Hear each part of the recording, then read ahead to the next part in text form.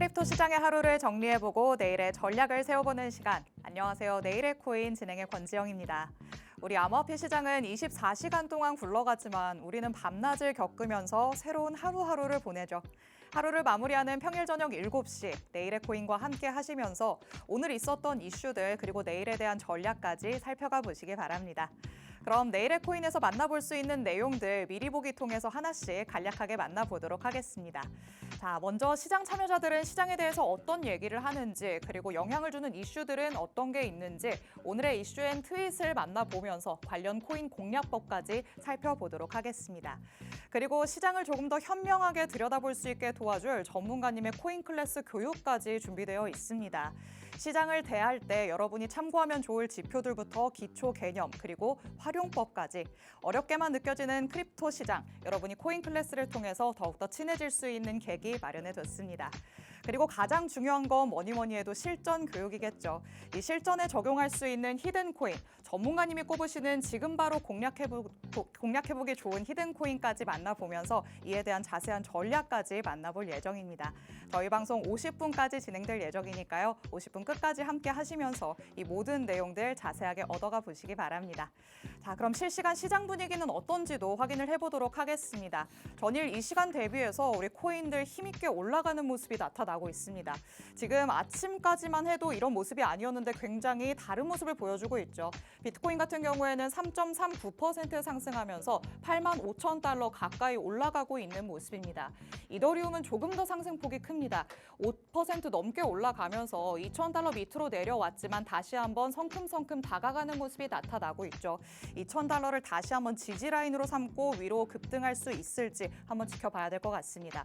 그리고 XRP 많은 분들이 기대하는 반등 보여주고 있습니다. 6% 넘게 오르면서 현재는 2.18달러 선에서의 움직임 보여주고 있습니다. 그 다음 지지라인이 1.9달러다라는 얘기도 나왔었는데 그 라인까지는 내려가지 않고 다시 한번 반등하는 모습 나타나고 있죠. 위로 올라갈 수 있을지 추이를 한번 살펴봐야 될 것 같고요. 그리고 솔라나 현재는 130달러 조금 못 미치는 수준으로 3% 넘게 오름세 보여주고 있습니다. 계속해서 긍정적인 내용이 나오고 있는 만큼 조금 향후 추이를 살펴보면 좋을 코인이 될 것 같고요. 에이다 코인이 지금 굉장히 크게 오르고 있습니다. 7% 넘게 오르면서 마찬가지로 긍정적인 지표들이 많이 나왔었기 때문에 다시 한번 반등세를 이어갈 수 있을지 여러분이 한번 살펴보시면 좋을 것 같습니다. 자, 이렇게 실시간 시장 분위기 만나봤고요. 다음으로는 오늘 방송에서 만나볼 수 있는 트윗 앤 이슈들 하나씩 헤드라인 통해서 살펴보도록 하겠습니다. 첫 번째 내용입니다. 트럼프 일가가 비트코인 채굴 사업에 진출했다라는 소식이 전해졌습니다. 비트코인 채굴 회사인 허트 에잇이 트럼프 대통령의 가족과 함께 채굴 자회사인 아메리카 비트코인을 설립했습니다. 트럼프 대통령의 아들들이죠. 에릭 트럼프 그리고 도널드 트럼프 주니어가 이 투자자 그룹에 포함이 되어 있는 건데요. 특히 에릭 트럼프 같은 경우에는 이 아메리카 비트코인의 최고 전략 책임자 CSO를 맡고 있습니다. 추후에는 공개 상장 기업으로 성장하는 걸 목표로 삼고 있다라고 포부를 밝히기도 했죠. 허트 에잇은 현지 시간으로 4월 1일에 이 자회사와 관련돼서 자세한 얘기들을 들어볼 수 있는 컨퍼런스 콜을 개최할 예정이라고 합니다. 세계 최대 채굴 회사가 되는 걸 목표로 내건 만큼 향후에 어떤 행보를 보일지 관심 있게 지켜보시면 좋을 것 같고요. 이와 관련된 자세한 얘기는 잠시 후에 전문가님과 함께 살펴보도록 하겠습니다. 두 번째 이슈도 만나보시죠. 일본이 비트코인을 금융상품으로 인정하는 법 개정을 추진한다라는 소식도 전해졌습니다. 현재 일본에서는 비트코인을 포함한 가상자산이 자금결제법에 따라서 결제수단으로 규정이 되고 있습니다. 그런데 이번에 법이 개정되면 주식이나 채권 같은 금융상품으로 인정을 받게 되는 겁니다. 물론 기존의 유가증권과는 조금 다른 금융상품의 카테고리로 분류가 되기는 하겠지만 그에 준하는 인정을 받게 된다는 것만으로도 이 지위가 굉장히 상승하는 걸 뜻하지 않나라는 생각이 듭니다. 자, 일본에서 이렇게 암호화폐 투자자 수가 급증을 하다 보니까 이에 발맞춰서 법을 개정하는 움직임이 나타나고 있죠. 우리나라도 이와 같은 움직임을 보여주면 좋겠다라는 씁쓸한 마음이 들기는 하는데요. 이와 관련된 자세한 얘기도 전문가님 모시고 나눠보도록 하겠습니다. 자, 이렇게 실시간 시장 분위기부터 오늘 다뤄볼 내용들 간략하게 살펴봤습니다. 저희 방송은 말씀드린 것처럼 50분까지만 진행이 되는데 방송 끝나고 나서도 시장에 관련된 정확한 정보들 계속해서 얻고 싶다라는 분들이 있으시겠죠. 이런 분들을 위해서 저희가 코인 정보방 마련해뒀습니다. 하단에 QR코드가 계속해서 나가고 있는데요. 이 QR코드를 방송 중에 스캔해서 들어오시면 방송이 끝나고 나서도 암호화폐 시장과 관련된 자세한 내용들 다 들어보실 수 있습니다. 하단의 QR코드 적극적으로 활용해 주시기 바랍니다. 그럼 저희는 잠시 후에 전문가님과 함께 돌아오도록 하겠습니다. 내일의 코인 가자!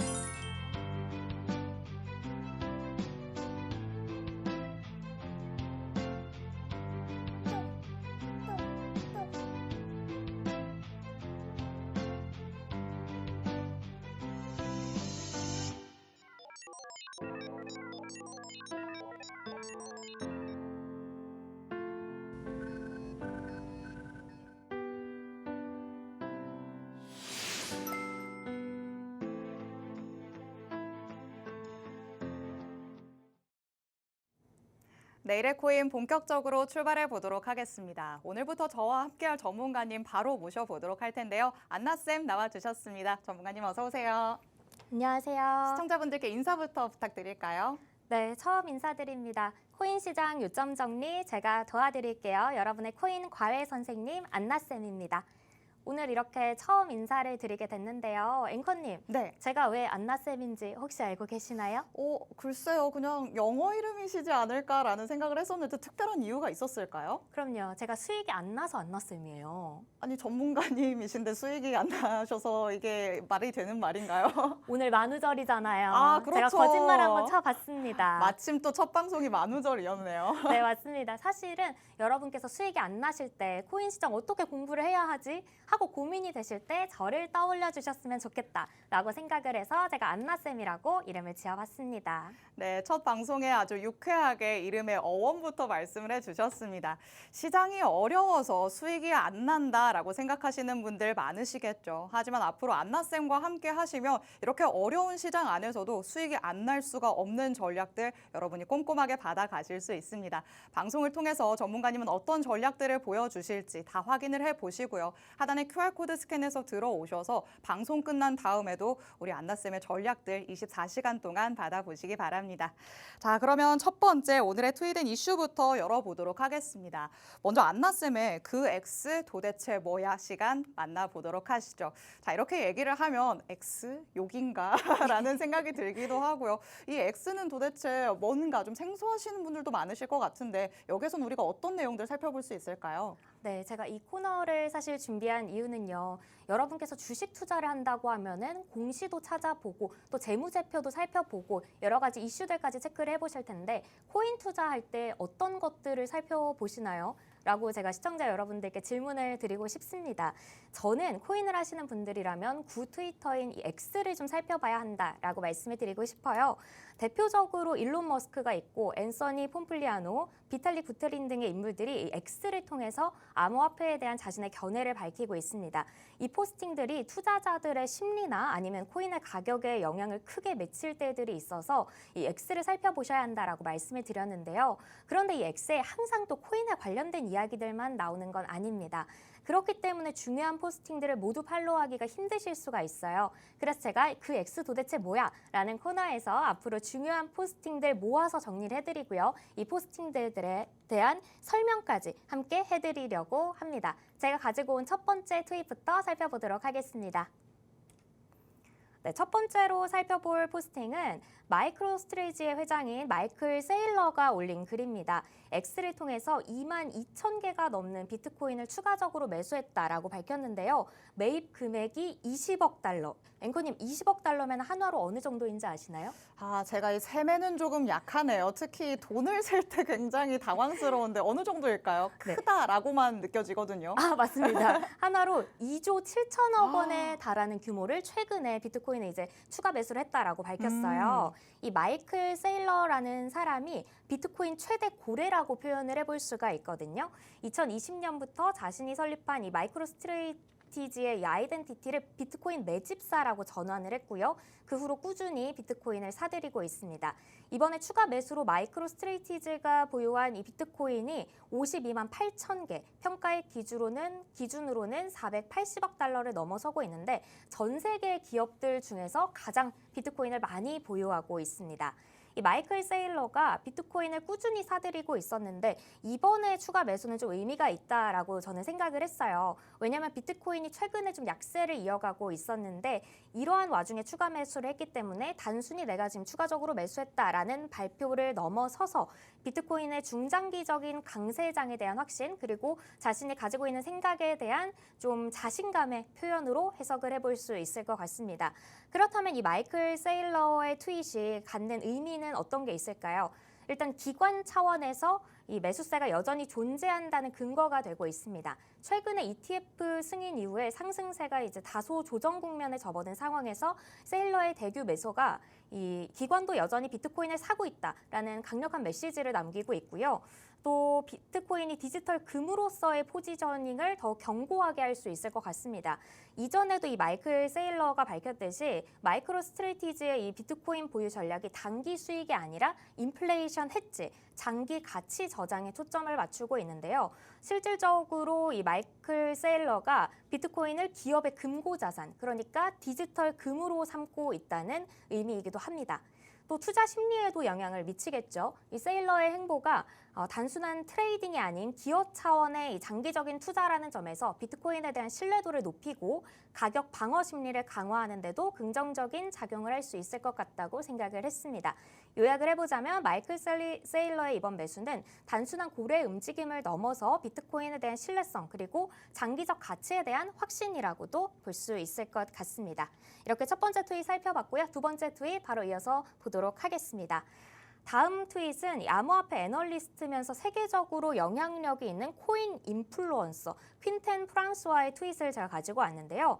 최근에 공유한 트윗 중에 가장 눈에 띄는 게 이 체인링크에 대한 내용입니다. 20조 달러. 체인링크의 TVE가 20조 달러를 돌파했다고 X를 통해서 공식적으로 발표를 했어요. 이게 단순한 호재성 발표가 아니라 체인링크의 네트워크가 실제로 웹3 생태계에서 얼마나 광범위하게 사용되고 있는지를 보여주고 있는 지표입니다. 체인링크는 디파이, 자산 토큰화, 보험, 게임파이 등 다양한 영역에서 이 실시간 데이터를 스마트 컨트랙트로 전송하는 탈중앙화 오라클 네트워크인데요. 이 블록체인 시스템이 외부 세계와 연결되기 위해서 반드시 거쳐야 하는 데이터 관문이라고 할 수 있습니다.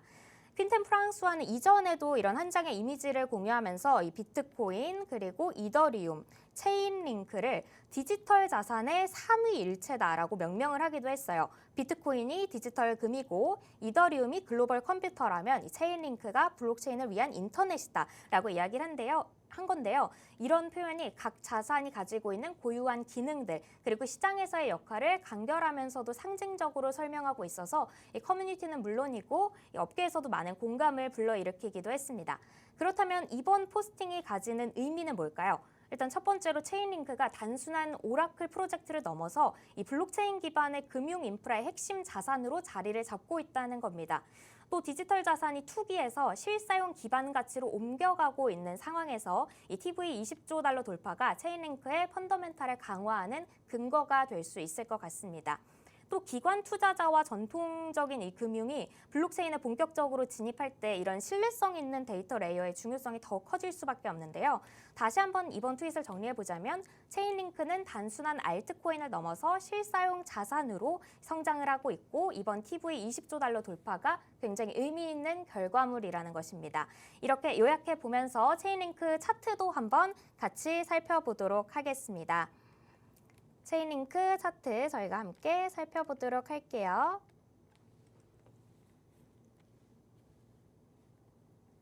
네, 체인링크 차트 지금 살펴보도록 하겠습니다.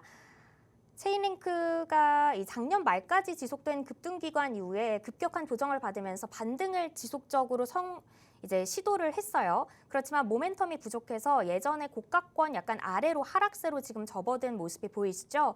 그래도 지난 고가권에서 주요 지지 라인으로 작용해 오던 이쪽 18,500원 선은 그래도 지켜지고 있는 모습입니다.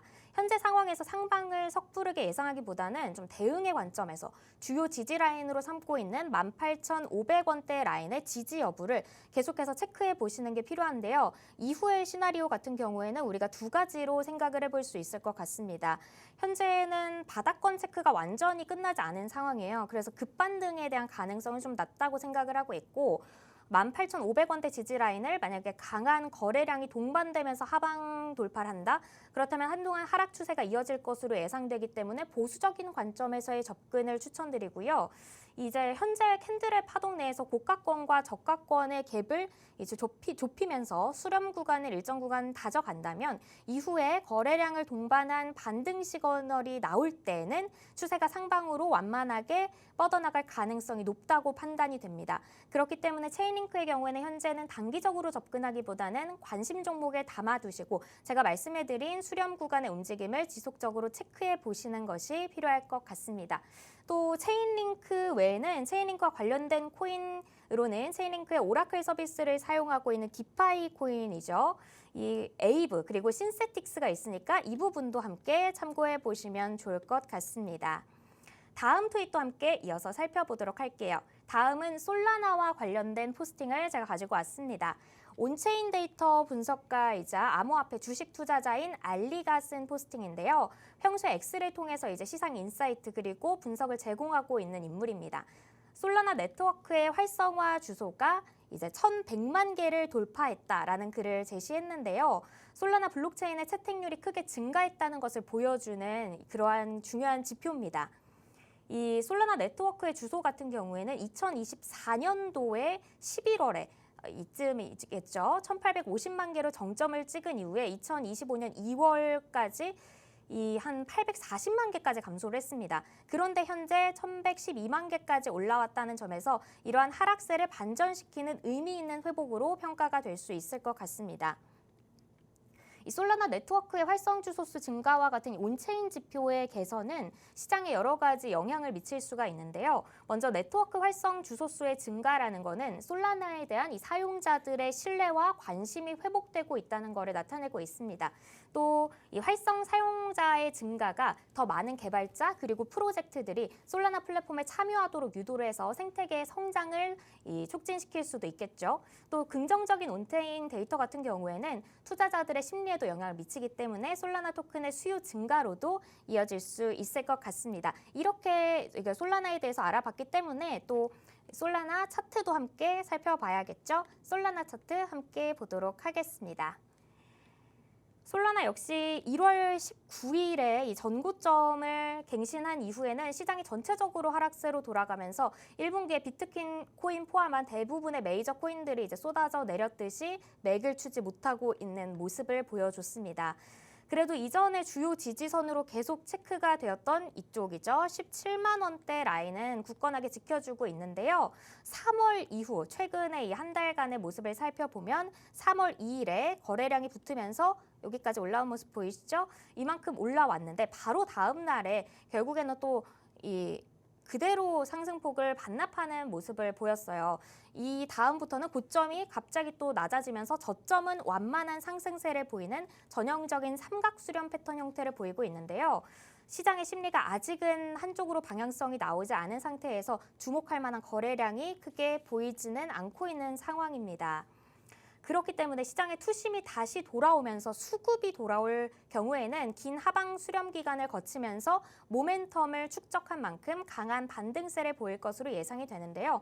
저는 주요 분기점을 이전의 이 추세선에서 상단에서 저항으로 작용을 했던 이 부분 20만 5천 원 구간으로 보고 있습니다. 20만 5천 원 구간을 거래량 동반한 긴 캔들과 함께 이제 올라와 줄 경우에는 상방으로 활짝 열려 있다고 판단을 하고 있기 때문에 여러분도 솔라나를 체크해 보시면 좋을 것 같은데요. 솔라나의 이후 방향성에 대해서도 디지털 자산연구소 코인 정보방에서 계속 브리핑을 해드리도록 하겠습니다. 네, 오늘 이렇게 같이 살펴볼 수 있는 트윗들 만나봤습니다. X라고 하면 생소하지만 트윗이라고 하면은 그래도 조금 익숙하다라는 생각이 드시죠. 암호화폐 시장에서는 관련된 내용들을 이 X에 게재하는 경우가 많기 때문에 이거를 잘 들여다봐야 할 필요가 있습니다. 하지만 또 워낙 방대한 양이 계속해서 나오다 보니까 내가 누구를 팔로우하면서 뭘 봐야 될지 모르겠다라고 생각하시는 분들 많으실 것 같은데요. 지금 말씀해주신 것처럼 안나쌤과 함께 하시면 꼭 필요한 정보들 만 콕 집어서 가져가실 수 있습니다. 앞으로도 계속해서 시장에 영향을 줄 수 있는 이슈들 그리고 내가 참고해 볼 수 있을 만한 트윗들 계속 이 하단의 QR코드 스캔해서 들어오셔서 받아가시면 되겠습니다.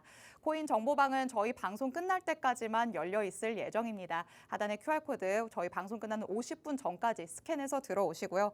트윗으로 만나봤었던 비트코인 그리고 체인링크 여기에 솔라나까지 사실 지금 당장에 매수를 해야 된다라는 관점은 아니라는 거 전문가님의 말씀 들어서 아실 것 같습니다. 어느 정도 확인이 필요하다라는 말씀을 주신 만큼 관심 종목으로 조금 살펴두시면서 앞으로의 추이를 지켜가 보시면 어떨까라는 생각 듭니다.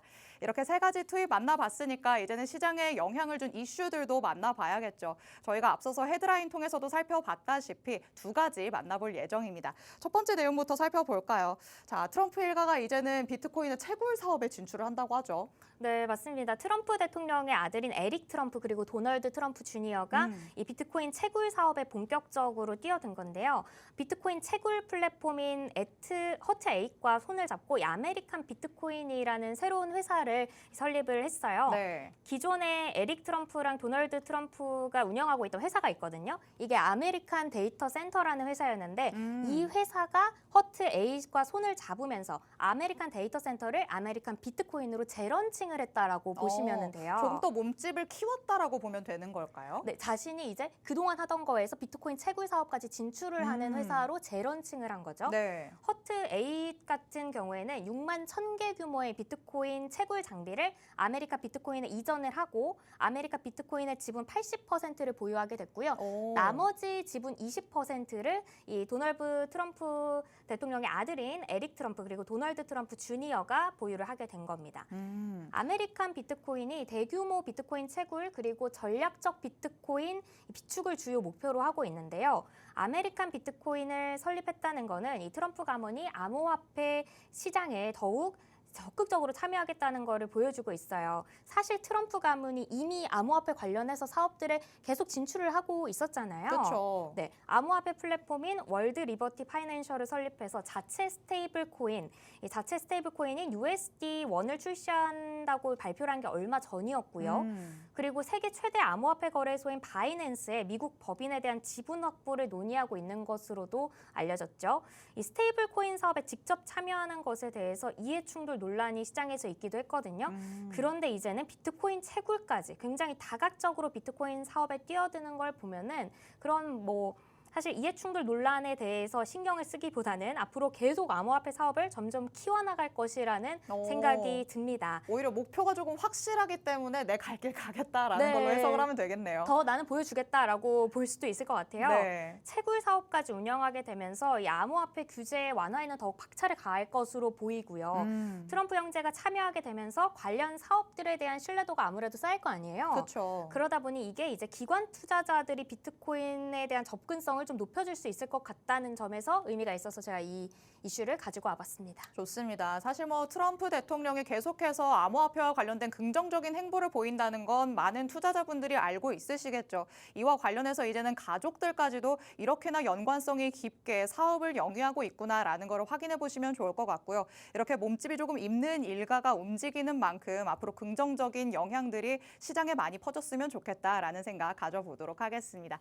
자, 그럼 다음 이슈도 넘어가 보도록 하겠습니다. 일본에서는 오히려 법 개정을 하려는 움직임이 나타나고 있어요. 저는 이 소식을 보면서 왜 우리나라는 이러지 못할까라는 생각이 조금 들기는 하는데 일본이 확실히 조금 발빠르게 움직이고 있네요. 네, 제가 또 이 이슈가 중요하다고 생각을 한 이유 중에 하나도 바로 그건데요. 일본에서 이 움직임이 시작됐기 때문에 앞으로 또 우리나라에도 영향을 미치게 될 것 같다는 점에서 이 이슈를 가지고 와봤어요. 그렇죠. 아무래도 이웃 나라니까 조금 참고를 할 수 있겠죠. 네, 맞습니다. 일본이 가상자산을 금융상품으로 인정하는 법 개정을 이제 추진을 한다고 해요. 현재 일본에서 비트코인 등의 이 가상자산이 자금 결제법에 따라서 결제 수단으로 규정돼서 관리가 되고 있는 반면에 주식과 같은 이 채권 같은 전통적인 금융상품들은 금융상품거래법에서 유가증권으로 규정을 해서 관리를 하고 있는데요. 네. 개정안에 따르면 이 가상자산을 금융상품거래법 아래에 새로운 카테고리로 규정을 해서 관리를 하겠다라고 이야기를 하고 있어요. 이 개정안이 2026년 제출을 목표로 하고 있습니다. 아직 그래도 1년 정도 시간이 남기는 남았네요. 네, 맞습니다. 이번 법 개정이 통과가 되면은 가상자산이 결제 수단이 아닌 이 금융상품으로 인정을 받게 될 것으로 보이는데요. 그래도 기존의 유가증권과는 또 다른 금융상품 카테고리로 분류가 될 것으로 보여요. 이러한 법 개정의 배경으로는 일본 내에서 가상자산 투자가 좀 크게 확대가 되었다는 점을 꼽을 수가 있습니다.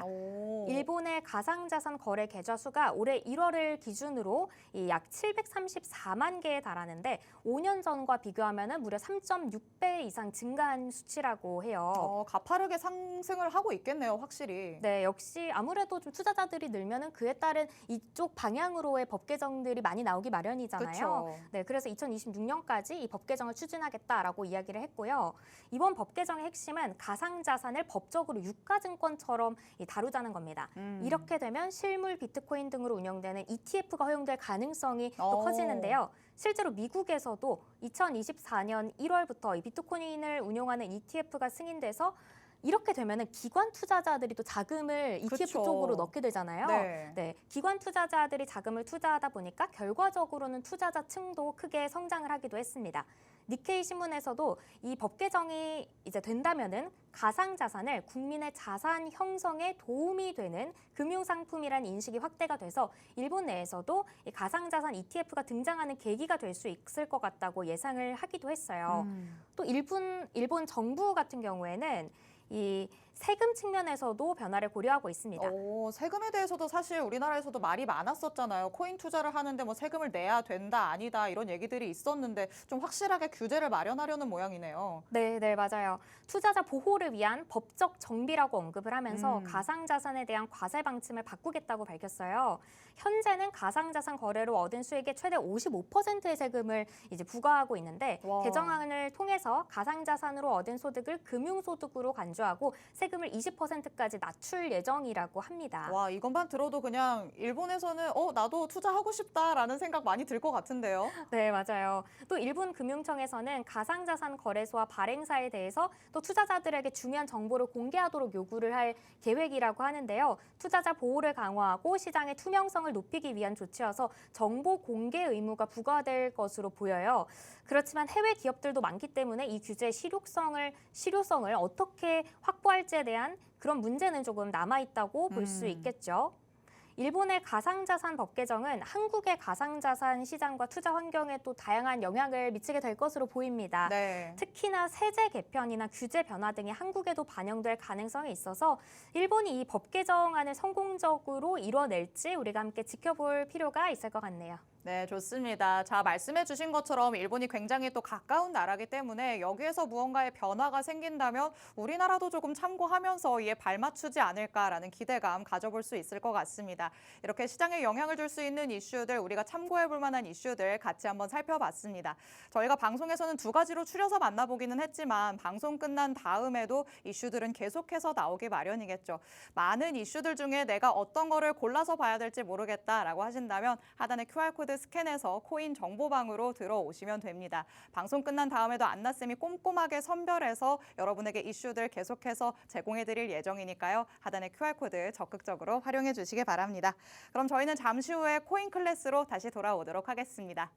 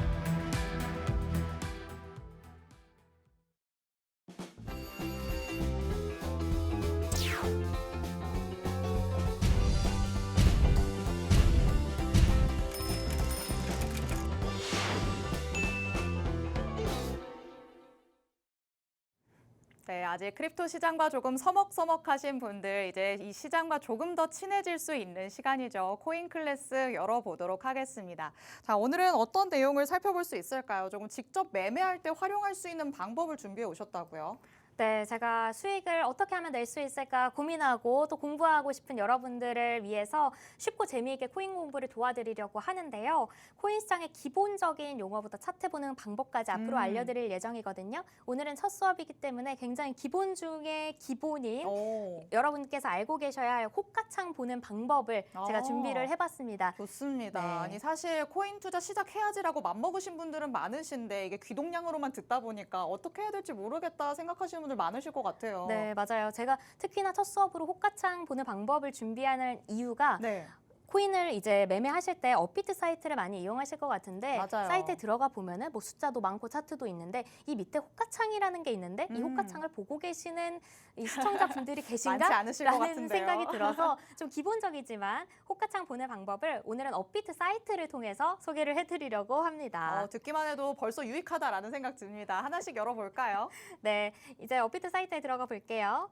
들어가 보면 가장 먼저 비트코인을 예시로 들어보겠습니다. 종목이 있고 이 밑에 가격이 있죠. 이 밑에 차트가 있고요. 이 밑에 호가창이 있습니다. 이 밑으로 내려가 볼게요. 저기까지 본 기억이 저도 잘 없는데요. 네, 여기가 호가창인데요. 매수, 매도에 대해서는 당연히 알고 계시죠? 그렇죠. 매수는 사는 거고 매도는 파는 거잖아요. 호가창은 이 매수와 매도 주문이 어떻게 배열이 되어 있는지를 보여주는 시각적인 도구입니다. 당연히 코인을 산 사람들은 당연히 비싸게 팔고 싶겠죠. 그렇죠. 그리고 사고 싶은 사람들은 싸게 사고 싶을 겁니다. 맞아요. 네, 그렇기 때문에 사고 싶어 하는 사람들은 이 밑에 낮은 가격에서 사고 싶어 하고요. 매도 팔고 싶어 하는 사람들은 이 위쪽에 있습니다. 그렇기 때문에 이 매도 주문은 일반적으로 높은 쪽에 있고 이 낮은 쪽에 매수 주문이 나타나고 있어요. 호가창을 보면 현재 시장에서 어떠한 가격대의 거래가 이루어질 가능성이 높은지를 알 수 있습니다. 이 부분이 투자자들에게 유용한 인사이트를 제공하는데요. 호가창은 지금 보시는 것처럼 실시간으로 가격이 변동이 되고 있습니다. 이 호가창에 시장의 수급 상황 그리고 투자자들의 심리가 나타나는데요. 예를 들어서 갑자기 안 좋은 뉴스가 나타난다. 네. 악재가 있다 하면은 물량을 팔려는 사람들이 많아지겠죠. 그렇죠. 호재가 나타난다. 그러면 어떻겠어요? 사려는 사람들이 많아지겠죠. 맞습니다. 그게 바로 이 호가창에 바로바로 나타난다는 거예요. 시장의 빠른 움직임을 파악하는 데 도움이 된다. 이렇게 말씀을 드리고 싶고요. 호가라는 것은 해당 종목이 거래되는 단위입니다. 비트코인은 우리가 예시로 들고 있는데 비트코인 같은 경우에는 1,000원 단위로 호가가 구성이 되어 있죠.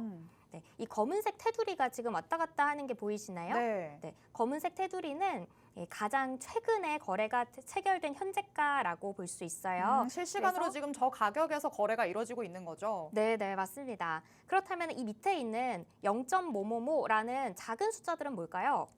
저게 뭘까요? 이 옆에 있는 숫자 같은 경우에는 매수 매도 잔량이에요. 우리가 주식 같은 경우에는 거래소에서 한 주씩 사고 팔지만 코인 네. 같은 경우에는 소수점 거래가 가능하잖아요. 그렇죠. 그래서 이 가격에 사고 싶어 하는 사람들이 이만큼 있다라는 것을 보여주는 그러한 형식이라고 볼 수가 있겠습니다. 이 호가 잔량이 지금 보시면 막대 그래프로 나타난 것을 보실 수 있을 텐데요. 네. 해당 호가에 대한 매수, 매도 주문이 거의 없거나 적으면 이 막대가 짧아서 호가가 얇다라고 표현을 하고요. 주문이 많아서 이렇게 막대가 길면은 우리가 호가가 두껍다라고 표현을 하기도 합니다. 거기에 쌓여있는 물량이 어느 정도인가를 저기를 통해서 볼 수 있는 거네요. 네, 맞아요. 그런데 코인 같은 경우에는 사실 또 주식보다는 험해도가 많기 때문에 호가 잔량만 보고서 상승과 하락을 예측하기는 어렵다는 점도 여러분께서 체크를 해두셔야 합니다.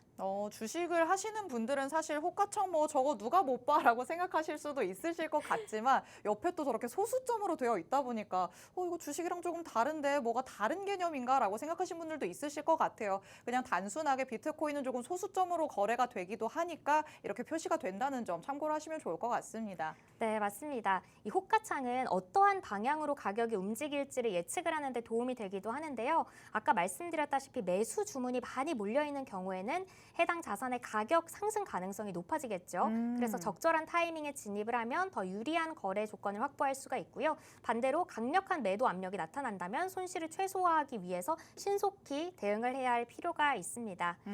또 이제 투자자들은 사실 종종 감정적으로 행동을 하기도 하잖아요. 그렇죠. 네, 이러한 점이 호가창에서 나타나기도 해요. 그래요? 예를 들어서 매도 주문이 막 이만큼 몰려 있다. 그러면은 네. 어떤 이유인지는 모르겠지만 나도 좀 불안해져서 팔고 싶어하는 맞아요. 사람들이 생기겠죠. 그쵸. 그렇기 때문에 호가창을 제가 봐야 한다고 말씀을 드린 겁니다. 근데 오히려 호가창 보면은 더 휘둘리게 되는 거 아닌가요? 나는 팔 생각이 없었는데 나 왜 이렇게 파려는 사람이 많지? 무슨 이슈가 있나? 이렇게 될 그런데 것 같아요. 이것도 사실은 또 보셔야 되는 게 실제로 파는 사람들이 많다면 파는 이유가 있겠지라는 것도 한번 체크를 해보셔야겠죠. 그럼 자연스럽게 또 이슈가 뭐가 있나 살펴봐야 되고 그럼 우리 안나쌤을 찾아야 되는 거군요. 네, 맞습니다. 이슈뿐만 아니라 차트도 함께 보셔야 한다는 점도 제가 체크를 해드리고요. 좋습니다. 수익이 안 날 수 없는 전략들 우리 안나쌤 통해서 여러분이 가져가실 수 있다는 거 항상 기억을 해두셔야 될 것 같고요. 계속해서 내용 들어볼까요? 네, 맞습니다. 호가창 데이터를 통해서 전반적인 시장 동향을 이제 살펴볼 수가 있는데요. 만약에 지속적으로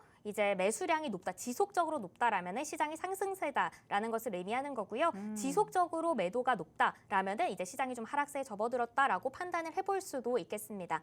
이렇게 시장 트렌드를 확인하면서 장기적인 투자 전략이나 단기적인 트레이딩 결정을 내리는데 도움을 받을 수 있을 텐데요. 이제 우리가 호가창 보는 방법을 알았는데 이 옆에 있는 마켓탭스라는 것을 보신 적이 있으신가요, 혹시? 저는 이게 정말 생소하더라고요. 뭐 용어도 마켓탭스? 저게 뭐지? 다 빨갛고 파랗고 얘네끼리 충돌하는 건가? 라는 생각이 드는데 뭘까요, 저게? 네, 사실은 이 호가창을 그림으로 나타냈다고 하면은 조금 더 편할 것 같아요. 오히려 이렇게 조금 아래 위로 되어 있는 걸 옆으로 뉘었다라고 생각하면 되는 걸까요? 네, 좀 더 한눈에 볼 수 있겠죠? 음. 마켓탭스 같은 경우에는 이 매수 호가 잔량 그리고 매도 호가 잔량을 누적시켜서 계단식 그래프로 표시해서 호가 잔량의 규모를 한눈에 보기 쉽게 얘기를 해주는데요. 한눈에 한마디로 말하자면 얼마나 많은 사람들이 어느 가격에 사고 싶어하고 어느 가격에 팔고 싶어하는지를 그래프로 나타내놨다라고 이야기를 할 수 있을 것 같아요.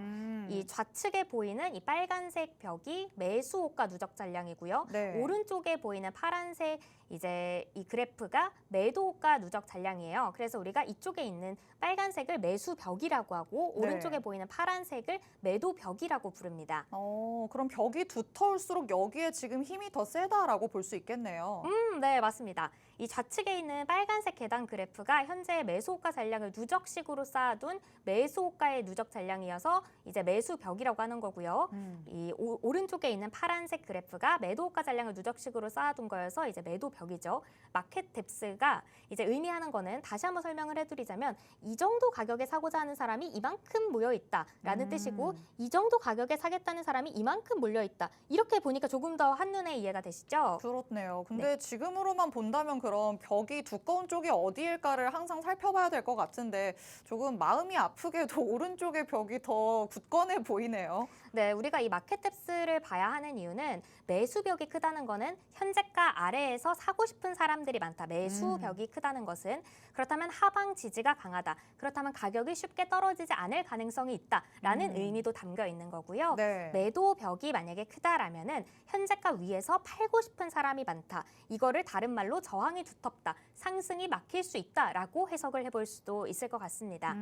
지금 앵커님께서 말씀하신 것처럼 양쪽이 비슷비슷하지가 않고 한쪽으로 쏠려 있다는 것은 시장의 심리가 한쪽으로 몰려 있다는 뜻인데요. 네. 그렇기 때문에 마켓탭스를 보시면 조금 더 한눈에 현재 매수세가 우위인지 아니면 매도세가 우위인지를 빠르게 파악해 볼 수가 있습니다. 네, 좋습니다. 자, 지금 마켓탭스에 대해서 한번 살펴보고 있는데요. 벽이 얼마나 두터운지를 여러분이 참고를 하시면서 지금 시장의 분위기를 조금 살펴볼 수 있을 것 같습니다. 지금으로서는 오른쪽에 보이는 파란색 벽이 조금 더 두껍기 때문에 그만큼 올라가는 걸 저항하려는 힘이 크다. 매도를 하려는 사람들의 심리가 조금 더 크다라고 볼 수 있겠습니다. 자, 그러면 이 안에서 우리가 조금 더 살펴볼 수 있는 것들은 어떤 게 있을까요? 네, 마켓탭스는 앞서 말씀드린 것처럼 이 실시간 호가 잔량을 기초 데이터로 해서 만들어지기 때문에 당연히 실시간으로 이제 그래프가 변동이 되는데요. 실시간으로 마켓탭스가 변동이 되는 구간에서 현재 단기적인 시장의 방향성, 소위 고래라 부르는 큰 손들의 의도도 엿볼 수가 있을 것 같습니다. 예를 들어서 매수벽이 갑자기 튄다. 갑자기 좌측벽이 높게 세워진다는 거는 이 네. 구간을 지켜주겠다는 의도가 드러나는 건데요. 이 가격이 밑으로 빠지지 않게 이 버팀목을 좀 세워보겠다라는 의도로 파악을 해볼 수가 있어요. 네. 이때 만약에 엄청나게 매수벽이 세워진다면 단순한 수요가 아니라 세력의 가격 방어 흔적일 수도 있습니다. 그럴 경우에는 해당 가격 아래로 떨어지기가 쉽지 않아요. 또 반대의 경우도 한번 살펴봐야겠죠. 반대로 매도벽이 급격하게 쌓이는 경우에는 그 고점 근처에서 두툼한 매도벽이 나오면 보통은 이제 이거를 상승을 막으려는 세력이나 물량을 정리하는 움직임일 수도 있기 때문에 네. 이 구간을 돌파할 때는 돌파 시도 전에 거래량이 확 살아나야만 합니다. 이 부분을 함께 체크를 해주셔야 되고요. 양쪽이 또 얇으면서 평평한 상황이 있어요. 네. 이럴 때에는 시장이 굉장히 민감한 상태입니다. 어떤 큰 주문이 하나만 나와도 가격이 급격하게 움직일 수 있어요. 그렇다면 우리가 여기서 체크해봐야 할 거예요. 이렇게 뎁스가 얇다? 그렇다면 급등락 가능성이 높은 구간이라는 것도 알아두고 가셔야 합니다. 그럴 때는 조금 조심해야겠네요. 내가 섣불리 움직임을 보였다가 갑자기 반대로 확 움직여버릴 수가 있으니까요. 네, 맞습니다. 그런데 여기서 또 중요한 거는 마켓 뎁스는 현재 걸려있는 주문만 보여준다는 거예요. 이미 체결이 된 거래는 반영을 하지 않습니다. 네. 거래가 실제 거래 의도는 없는 상태에서 갑자기 주문을 넣었다 뺐다 하면서 앞서 말씀드렸던 이 허수성 매수 매도벽을 만드는 경우도 있기 때문에 이 뎁스 그래프 같은 경우에는 단기적인 흐름, 시장 현재 뭐 이렇구나 이 정도로 가늠하는 보조 지표로만 사용을 해보시고요. 진짜 거래 흐름은 지금부터 설명해드릴 실제 거래가 체결된 체결창과 체결량을 함께 보셔야 합니다. 지금 귀에 아주 쏙쏙 들어오고 있습니다. 차근차근 스텝을 쌓아가고 있어서 뭔가 그 다음으로 넘어가는 게 그렇구나 다 이해를 하고 지금 넘어갈 수 있게 돼서 그런가요? 정말 정말 다행이네요. 뿌듯한가요? 정말 다행입니다. 그렇다면은 좀 전에 마켓 뎁스 잘 설명해놓고 갑자기 이거는 그냥 보조 지표로만 활용하라고? 그럼 뭘 봐야 돼? 라고 한다면 제가 이제 이쪽 체결가, 체결량, 체결 강도를 보자고 말씀을 드릴게요. 체결가와 체결량은 초단기적 관점에서의 매수세를 볼 수 있습니다. 그러니까 진짜 방금 전에 어떤 게 체결됐는지가 이쪽에 나타나는 건데요. 네. 이 체결량의 색깔이 빨간색, 파란색 이렇게 보이시죠? 당연히 빨간색이 이거는 이제 매수 주문이었다. 이 가격에 이 정도 양의 매수 주문이 들어왔다. 이 가격에 이 정도 양의 매도 주문이 들어왔다라는 것을 볼 수 있어요. 그렇다면은 체결 강도란 무엇일까요? 체결 강도가 여기서 저는 중요하다고 말씀을 드릴게요. 신뢰성이 상당히 높은 단기 지표입니다. 매수 체결량을 매도 체결량으로 나눠서 100을 곱한 거예요. 매수 매도세 우위를 퍼센테이지로 나타난 건데 뭐 그게 숫자가 그럼 얼마 정도가 돼야 매도 우위고 얼마 정도가 돼야 매수 우위인데 라고 하신다면은 100을 기준으로 하고 있어요. 100을 기준으로 이 숫자가 100보다 높다라면은 시장이 단기적인 상황에서 이제 매수 우위다. 100보다 낮다면은 매도 우위 시장이다라고 할 수 있기 때문에 현재 그렇다면 어떨까요?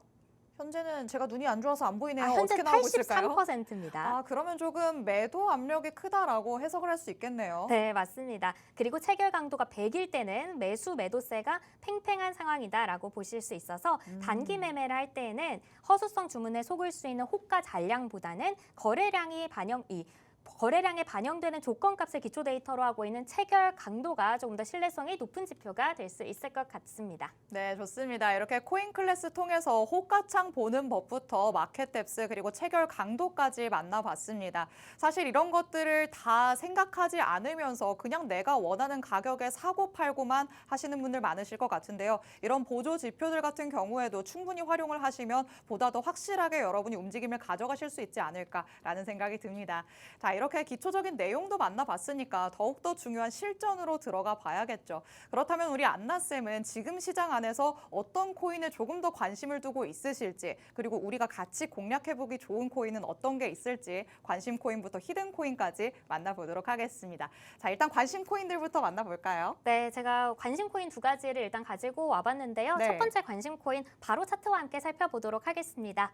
첫 번째 코인은 제가 세이프 코인을 가지고 왔어요. 차트를 살펴보면 이 작년 말에 이제 2,690원대에서 고가권을 갱신하고 완전히 하락세로 돌아서면서 최근에 이 3월 초까지 쭉 하락세를 이어왔습니다. 네. 중간중간에 유의미한 반등 시도는 있었지만 큰 흐름의 방향을 바꾸기에는 좀 역부족인 모습이었어요. 그렇네요. 그런데 여기서 주목해 볼 만한 점이 3월 초부터는 하락세가 조금씩 줄어들면서 560원대까지 터치한 이후에는 이 3월 27일 보이시죠? 이때 거래량이 이전 대비 굉장히 뚜렷하게 들어오면서 거래량이 한번 치솟았습니다. 네. 업비트 상장 이후에 굉장히 역대급 수급이 들어왔기 때문에 사실 바닥권이 견고하게 확인이 되지는 않은 상태인데요. 흐름이 상방으로 어느 정도 돌아섰다. 이렇게 볼 수 있을 것 같아요. 네. 저는 주요 가격대를 일단 950원 쪽으로 잡고 현재 돌아선 흐름에서 3, 4거래일 내에 950원대 라인의 돌파 여부를 세이프코인의 주요한 분기점으로 보고 있습니다.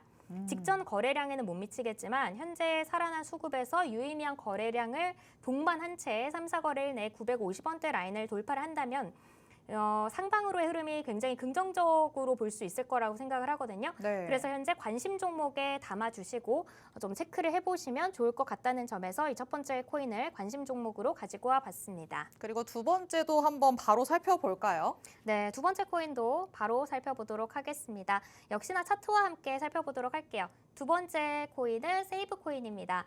마찬가지로 차트 보시면 작년에 신고가 갱신 이후에 쭉 하락세 보이면서 맥을 추지 못하는 모습 보였어요. 중간중간에 수급이 들어오면서 반등 시도했지만 역시나 윗골이 남긴 채 모두 실패로 돌아간 모습입니다. 3월 초에 2,850원, 네. 그리고 이제 저희가 3월 초에 팬들을 봐야 되는데 지금 세이브 네네네, 코인이 나가고 그러네요. 있나 봐요. 아이고 그러네요. 팬들을 한번 살펴보도록 하겠습니다. 차트 한번 다시 보시죠. 첫 방송이라 좀 긴장해가지고. 긴장한 티 안 납니다. 네네네.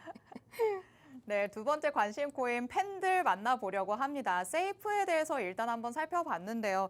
2,690원이라는 고가를 경신한 다음에는 계속해서 하락하는 모습이 나타났습니다. 하지만 3, 4거래일 내로 950원 라인을 돌파하는지 확인을 해보고 여기를 만약에 돌파하게 되면 상방으로 열릴 가능성이 있다라고 말씀을 하시니까 여러분도 관심을 두시고 세이프 한번 살펴보시면 좋을 것 같습니다. 자, 그렇다면 이렇게 관심 코인을 만나봤는데 저희가 원래는 한 가지 더 살펴봐야 되지만 시간이 굉장히 부족하거든요. 바로 히든 코인으로 넘어가 보도록 하겠습니다. 자, 그렇다면 관심 코인 말고 지금 바로 공략해 보기에 좋은 코인 당연히 따로 있겠죠. 네, 그렇습니다. 제가 마지막 히든 코인 가지고 왔는데요. 이 코인 같은 경우에는 역시나 1분기 하락장을 마무리하면서 바닥권에서 유의미한 대량 수급이 들어왔습니다. 현재는 과거 주요 지지선으로 작용했던 이 라인의 안착 여부를 지금 테스트하고 있는 중인데요. 네. 그 현재 흐름이 완만하게 상방으로 돌아섰다고 판단이 되고 있어서 단기적으로 이 파란색 과거 지지 라인의 이탈이 있더라도 현재에는 20선과 50선이 주요 지지 라인으로 작용을 해주고 있거든요. 그래서 이쪽으로 하방 돌파만 없다면 굉장히 현재의 자리에서 리스크 대비 손익비가 매우 기대되는 종목 중에 하나입니다. 다시 한번 히든코인 정리를 해보자면은 굉장히 유의미한 대량 수급이 최근에 들어왔다. 그리고 단기, 장기 이평선을 모두 돌파한 후에 가격대에 지금 안착을 준비하고 있기 때문에 리스크 대비 손익비가 기대되는 종목이라는 점에서 제가 이 히든코인을 가지고 와봤습니다. 오늘의 히든코인은 하단에 있는 QR코드를 찍고 코인 정보방으로 접속하신 분들께만 저희가 알려드리고 있어요. 코인 정보방으로 들어오셔서 오늘의 히든코인을 꼭 받아보셨으면 좋겠습니다. 네, 오늘의 히든코인까지 만나봤습니다. 차트상의 흐름으로 봤을 때 그래도 바닥을 다지고 나서 상승 추세로 다시 한번 변곡하는 모습 확인해 볼 수 있다라고 말씀을 하십니다. 지금으로서는 21선 그리고 51선에 정확한 지지를 받는다라는 걸 확인해 볼 수 있었으니까요. 그 다음에 추가적인 상승은 여러분이 자세한 전략 받아가시면서 수익으로 챙겨보시면 좋을 것 같습니다. 하단에 QR코드 스캔해서 코인 정보방으로 들어오시면 저희 방송 끝난 직후에 전문가님께서 어떤 코인인지 정확한 코인명 그리고 가격 전략까지 말씀해 주실 예정입니다. 하단에 QR코드 스캔해서 지금 바로 들어와 주시기 바랍니다. 저희 짤막하게 마지막 인사 한번 부탁드릴까요? 오늘 이렇게 만우절날 첫 인사를 드리게 됐는데요. 앞으로도 거짓말같이 높은 수익 제가 안겨드릴 수 있도록 도움을 드릴 테니까요. 안나쌤 꼭 기억해 주세요. 네, 좋습니다. 우리 안나쌤과 계속해서 수익이 안 날 수 없는 전략들 내일의 코인 통해서 받아가 보시기 바랍니다. 오늘 저희가 준비한 내용은 여기까지입니다. 본 방송에서 제공해드리는 정보는 투자 판단에 대한 조언일 뿐입니다. 해당 자산의 가치 또는 상승 하락을 보장하진 않는다는 점 유의해 주시기 바랍니다. 저희는 내일 다시 찾아오도록 하겠습니다. 시청해주신 여러분 고맙습니다.